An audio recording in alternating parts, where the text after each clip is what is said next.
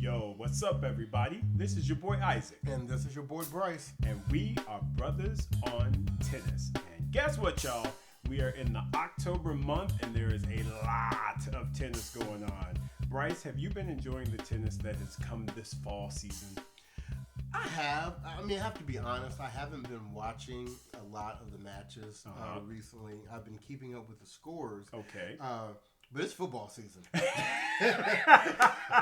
You better preach. So I've been trying to make sure that my fantasy football lineups are tight. Right. But I have been keeping my good eye on the tennis results. So there you go. I am up to date. I am up to speed. I am very proud of you for the fact that you not only brought up that it is football season, because folks, that is a very, very important thing for Brothers on Tennis, and the fact that, hey, we are balancing. It's all about balancing sports here, folks. Absolutely. We love our tennis, but look, football definitely has to have a little bit of space in there as well. It does.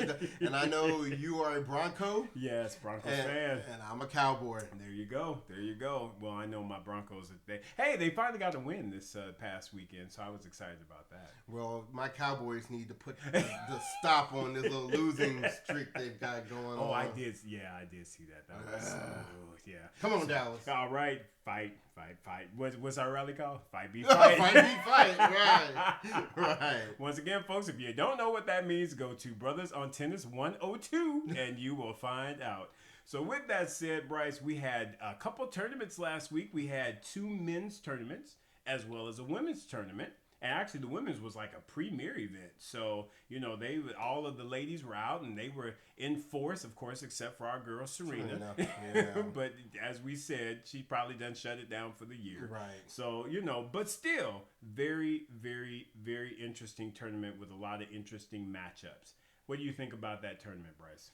It was good. I would have liked to have seen Serena in it. Of course. But we know it's that time of the year that, she focuses on endorsements and all that kind of good stuff. So we wanted to, because you want to see the top players, go at it at the end of the year. But That being said, we still had, Ash Barty and Pliskova and Svitolina and Osaka and Andreescu and Halep and Kvitova and Burton. So we had a pretty hot field. Right. And let me just, there's a couple highlights of that I must mention out of this tournament. That match between Andreescu and Naomi Osaka was absolutely ridiculous. That was a great match. And Naomi Osaka was like, you know what? I know you done dropped a whole bunch of top 10 players, but you know what? Today is my day.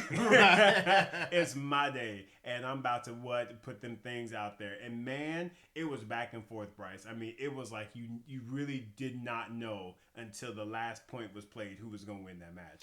And another reason why that match was critical is because remember last week when we were doing our draws, we were picking Andreescu because we were saying you gotta go with the hot hand until she loses. That's right. In these big tournaments. That's right. You have to continue to go with it. So she lost. Yeah. And yes, she did. Naomi Osaka was like, order is restored. Yes. And quietly she kept up that momentum. I think she got hyped off of that victory. And she was like, look, I'm going to go ahead and snatch this title. So she got up on Barty in that final. And still, good final. But she did, give Barty a little whole biscuit out the dough. She and did. said, you know what, here you go. I'm going to go ahead and lift my hardware now. Take your whole biscuit. Right. Get on, girl. Get on. So, although Osaka did not defend at the U.S. Open, this was a nice bounce back for her. Absolutely. And who is coaching her right now? Since I think it's just her dad. I Okay. think her dad, because now that she gave Jermaine the boot, so she done kicked Sasha out, and now Jermaine got the boot. So I think she's just going with her dad for right now. Okay. And so she's keeping it close to home, and apparently it's working for her because, like I said, she won the Osaka tournament, and she came back, and now she's won this China Open. So hey, she might be getting herself right as it relates to rounding out this season, man. And also props to Barty for turning around too. So she made it to the finals. She had some good wins over Burdens and Kvitova, Yes. Which was nice. Absolutely. And she took out Putin so that Osaka didn't have to worry about that. Right? But yeah, but it was nice to see Barty back in the final. Absolutely, absolutely. So Naomi, congratulations on another tournament victory. Good on you. Yes. So that was the ladies tournament from last week. And then we had two guys. We had the, we might as well go on ahead and stay in China. Yeah, there you go. Let's just go on ahead and get that one popping. So in that tournament, surprise, surprise, and I actually think you picked him. But yeah, Dominique Thiem got up in there and represented and got him some hardware on a hard court. Yes. What is that about? Well, I'm telling you, I thought that there might be some additional motivation based upon that loss he took to Taylor Fritz. You said that. I don't think he was happy about that, and I think he wanted to come and show out and say, look, I'm the number whatever 3, 4, whatever. Well, he ain't in the top 3. We know that. Yeah, but 4 or 5, wherever he is in the world. Yeah.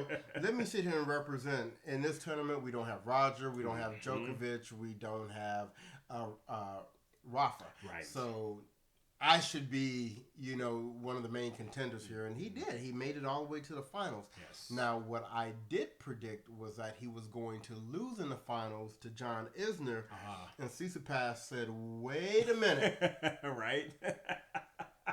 He was like, "Listen, ain't nobody scared of John Isner, tall heifer." Everybody's scared of you. Get your tall stuff out the way. Let me put this one-hand backhand on you. Right. Tsitsipas was like, listen, hey, I'm getting this victory. Well, and he took him out in straight sets. Yes, he did. And then he met Zverev, and we knew what was going to happen there. Exactly. You know he's going to get that win there. So, I mean, kudos to Tsitsipas for getting himself to the final. Yes. And battling, because it went 3 sets. Mm-hmm. Once again, similar to the other match, we had a feeding. He was like, hey, Dominique was like, hey, Tsitsipas, you look a little hungry. Let me get you some bread. Gave him that breadstick. So that's a little bit tight, unfortunately, in a championship match. But still, he got there. Mm-hmm. And to that, kudos to you, Stefanos. Good job. But hey, Dominic Thiem, way to represent. Yeah, because, and remember, Tsitsipas, he had been taking a beat down all summer long. All summer, yeah. So it was good to see him rebound. It really was. Exactly. So hopefully this, gets his confidence right. Because again, we know that he is going to make the year-ending championship. So he definitely needs to have his game right if he's going to be playing with the big boys up in there. He does. Yes, sir. And then we will transition to the Djokovic Open. Right? Because what did we say? Djokovic is going to take this title. Look, and no disrespect to all of the talented tennis players that entered that tournament. No. But Djokovic had no threats, no competition to beat him in this tournament. No. He beat Goffin in the semis like he stole something. Yeah, quietly. And was like, I got Millman waiting for me in the finals? Right? Some John Millman? What? He Come not on ready. Now. He not ready. He not ready. And unfortunately, yeah, see, he fed a couple people on his way too.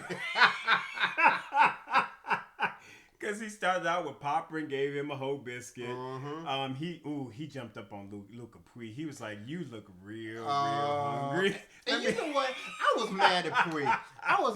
Because out on social media, Pui put out, Djokovic is too good today. Get off his jock, you man. Need to be mad. Yeah. Be angry. Exactly. Like, no. Man, that made me mad, Pui. Don't be going out like that. Don't go out like that. You need to put a lump on his head next time y'all play. Exactly. And unfortunately, yeah, he gave a whole biscuit to John Millman as well in the final. So Djokovic was like, hey, I'm the bread man. Gonna make you some bread. He just, and like I said, listeners, if you listen to the episode from last week, we called this. It's obvious. Like, it's Djokovic against the B squad. Against the B squad, yeah, these were B squad players. And and like Bryce said, no disrespect to y'all, because y'all are incredible. They'd all beat me. They always did shoot. Talk about giving some bread. Right. But unfortunately, as it relates to Novak Djokovic, yeah, no, he is just another level. So Novak, kudos to you, my man. Good job on winning you yet another title. I wonder how many titles he got. He got a good one, about 60 or 70. No, he's in the 70s. He's in the 70s? Yeah. But good way to go rock that cradle. Right. Gonna get it. Hey. So, yeah, Bryce. So now, man, looking at this week, we've got the men's Masters. So we got a Master Series going on for the guys. Mm-hmm. And then, the ladies, they got some 250s and, so nothing really big going on that side of the coin. But matter of fact, I think the only thing we really need to talk about on the women's side, and you know what? I said I wasn't going to mention it, but I'm going to go ahead and put it out there because it's full disclosure. Go and do it. So we had a tournament, a women's tournament, a 250 tournament, and I think it's pronounced Tianjin. Yeah, I actually been in Tianjin as well. Oh, okay. Yeah. Well, you know what? Venus was only there for a minute herself because she lost in the first round to Rebecca Peterson. Venus. It went 3 sets, but Still. Yeah, and like I said, Venus starting to have that look in her eye, and Venus. The days are getting right. You crazy. That sun is setting on that career, ain't it?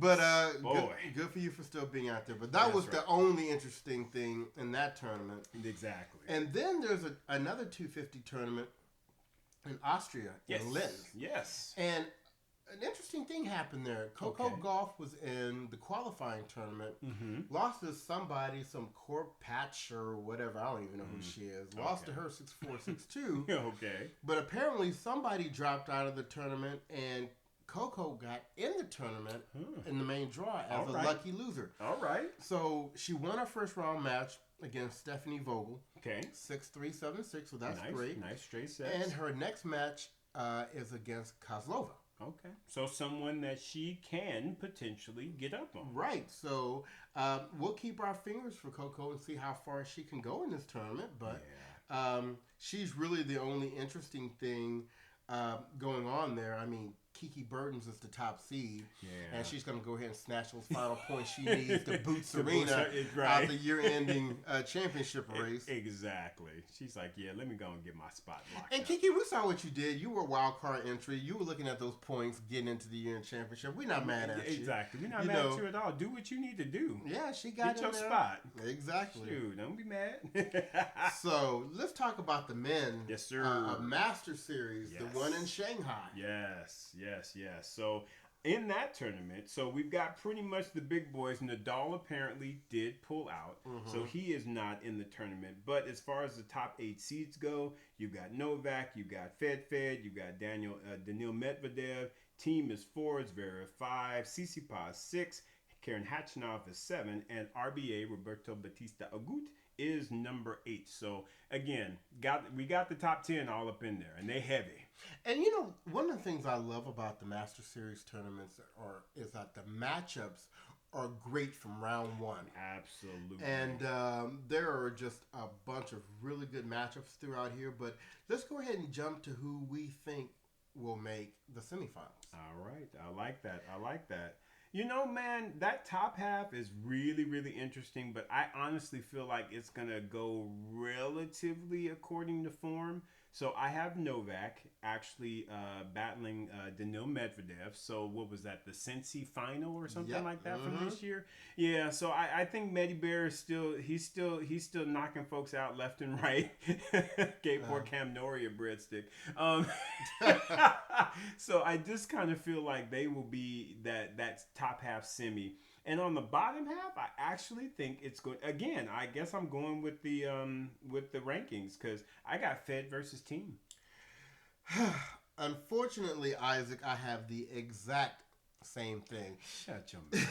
Are you serious? Yeah. When I was doing the draw, I was a little frustrated because I don't like when my picks are the top 4 seeds because you want I feel like I had some insight in there, right? Yeah. But when I look at it, I mean, Djokovic has probably the toughest quarter, which is Pavlov and Sure not going to say Puig. No. But John Isner. Right. And, potentially CC Pass or FAA. Which but that would be a popcorn match. Right, it is. Right, yeah. But I think Djokovic is just going to make it through. He will handle all of them. I agree. Medvedev is, to me, the hottest player on the tour pretty right much. So he going to beat all the people in his quarter. Correct. I think Thiem is going to be hot coming off of this title. I agree. So I still give him the nod. And then Federer still may arguably be the best indoor player on the men's side. So I fully expect for him to make it through. You know what's really funny, though, Bryce? Of those 4 semifinalists, the one that I struggled with the most was actually Fed. Really? Because, Fed been out for a little bit. And to be honest, I watched his match against Ramos Vignoles, who apparently had taken him out in this tournament like 2 years ago in 2015 or something like that. Right. And, Fed won in straight sets. But that tiebreaker, there was something about a couple points in that tiebreaker at the end. He didn't play what I consider to be Fed points, which Fed is just aggressive, going after his shots. He was extremely cautious on those last couple points. And Ramos Vignoles made errors. And it just was atypical for me to see Roger kind of allow a win to happen based on someone's errors versus him going and taking it. Right. So I'm just going to kind of be on the watch out for that because to me that speaks to his confidence. Right. If he's relying on people to make errors versus him playing Fed tennis, which is just going after it, hitting winners, just doing his thing. Right. It just makes me a little bit concerned. So hopefully I'm not seeing that as a trend. But I did notice that very obviously in the few points in that tiebreaker, and I was just kind of like, So anyway, I don't know, but I still don't think that there's anybody in that section that can get him. No. You guys Zverev, you've got Rublev. Now Rublev is in there. And Rublev does have a victory over Fed. But at the same time, I think Fed will see that as one of those revenge matches. So he'll probably step up and get up on him. So I do feel like Fed will make it there. But again, I just I want to see aggressive Fed and not I'm relying on you to make an error Fed. Right. Anyway. Well, I think he's going to make it through as well. I don't think any of those players. Rublev has a tough draw. Yes, he does. Because Millman is not going to be a gimme for him. No. And then even Zverev, I think, is an interesting matchup for him. Correct. And let's remember, that day he beat Federer, he was playing lights out tennis. That is true. I have actually, even in recent years, thought that indoor may be Federer's better surface even over grass. I agree. So I agree. That's part of the reason too why I have a little more confidence in him. I know that match against Ramos Vignoles was something that was on his mind because he talked about remembering the loss. He talked about going back and watching that match. He talked and that was the first match he was playing. So there may have been some nerves, some shakiness going on in that first match. Yeah. But hopefully now that he's gotten past that, he'll start to roll. I hope so. So since we have the exact same semifinalists, what are you thinking about for the finals? So and I know y'all like, ooh, you ain't no Fed fan, but I actually think it's going to be Novak against Thiem. Judas. Okay, go ahead. Bryce, who do you have? Of course, I have Federer against Djokovic. And who do you have winning that match? I have Federer winning. Yeah. And let me tell you why. Okay. Okay. Yes. I think for Roger, he has an opportunity to get his head right in this tournament about some big losses he had this year. Yes. If he ends up meeting Rublev, he gets that opportunity. Yep. He lost Indian Wells to Dominic Thiem in the final. He had that Wimbledon final loss to Djokovic.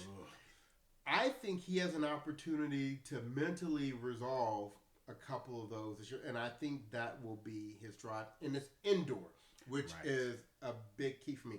Now, Djokovic is very good indoor as well. I think he has a distinct edge over Thiem indoor. Okay. Djokovic will be a tougher task, but if I'm going to go between the two of them, I'm not Judas. I'm going to go We're fed. Just not. So, Roger, if you're listening to this, I want you to remember it was Isaac that wasn't supporting you. Listen. I'm your boy. Listen. Holla at me. Roger. You know? Roger. Listen, man. You know you my dude. I'm just trying to put it out there as I see it. You my dude, though. But I have Novak and Team, and I, of course, have Novak beating Dominic Team indoors. So right. I think Novak is on a little bit of a hot streak. So I think he'll snatch this one up. But okay. We'll see what happens. See. You know where my heart is, of course. It's with the Fed. Apparently, it's with Djokovic. Come on, stop it. Stop it. Stop it. I want you to stop it now. I'm going to get you a Djokovic shirt. Let you wear that around. See, that's just wrong. Just wrong. But hey, man, talking about Djokovic, talking about Nadal, hey, what are they doing? They all trying to fight to get to this year-end championship. Correct. And I think this leads us into what? Our hot topic. you can say hot topic like hot pocket. Yeah, hot topic. Only fat people make jokes like that. Listen, right? Because who is eating a lot of Hot Pockets? It's me. So with that said, yeah, Bryce. So Bryce, we got something real interesting going on, especially on the men's side as it relates to the year-ending championship tournament. So right now, it looks like the top six are pretty much a lock. You know, they good. And remind our listeners who those are. So those top six. So we've got Nadal at the top. He is leading the way. Novak is right behind him, and he's scratching. That's why he's out there getting these coins and getting these tournament wins so he can try and battle for that number one position. You've got Fed, of course, which is number 3. I believe we've got, I think Medibert might be number 4. Yeah, I think he's 4. I think Team is 5. And I think Tsitsipas is 6. Yeah. So those 6 are pretty much locked in for the year-ending championships for the men. That year-ending tournament. Right. And so now, but folks, if you don't know, that is a tournament that's basically built around the top 8 players at the end of the season. So those 6 that we mentioned have pretty much locked in their spot. But you got 7 and 8. And there's a whole bunch of folk that are kind of battling for that 7 and 8 spot. And one really interesting thing that you have to note is that the previous year's champion for 2018 was Sasha Zverev. Right. And guess what? Sasha Zverev is on the bubble.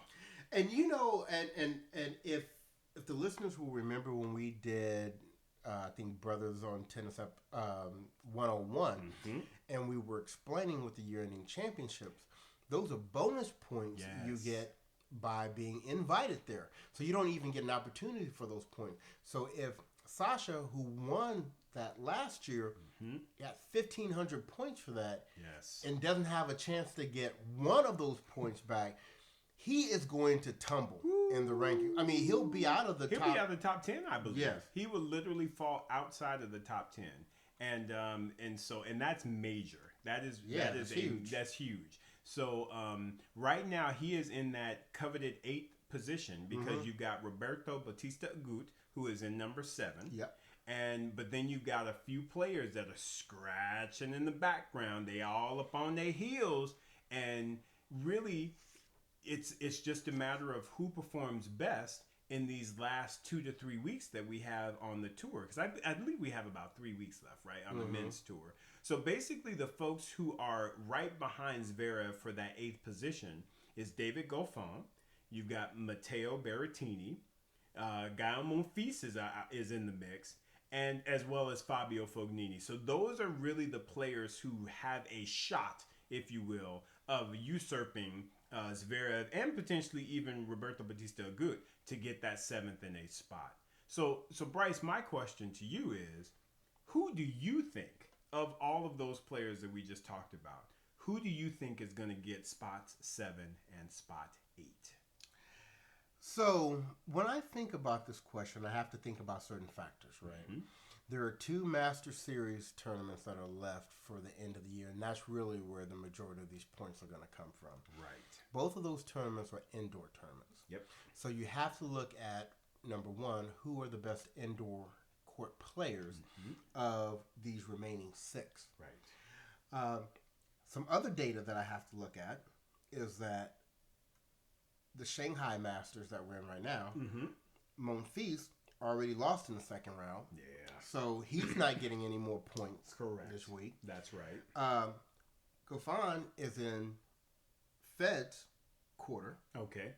So he's not going to even... I think he would face Fed in the round of 16. Oh, wow. So that's early. So he's not going to get far. Right. Fognini is in Medvedev's. So he would meet him in the quarterfinals. Gotcha. So he's probably not going to go past the quarterfinals. You have RBA and Berrettini in the same section. They would meet in the round of 16. Okay, so one of them is out. Yeah, after that, Zverev, could meet Federer in the quarterfinals. Right. So, as it relates to this particular tournament, you may have RBA and Zverev still holding on there, but I think it'll come down to Paris. And it's going to come down to what the draw is. With these matchups. Yeah. I like to say when I look at the games and I think about the the indoor surface players, I would have to say your top two would be Zverev and Berrettini, right? Yep.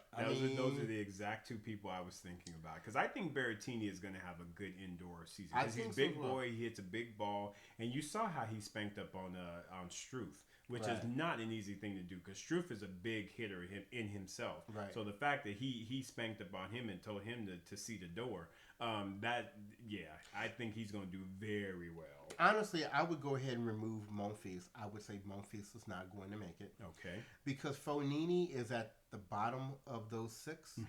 I don't see him getting enough wins between these two to make it. Okay. So that's leaving us with RBA, Zverev, Goffin, and Berrettini. Goffin, like I said, is going to lose in the round of 16 to Federer. So,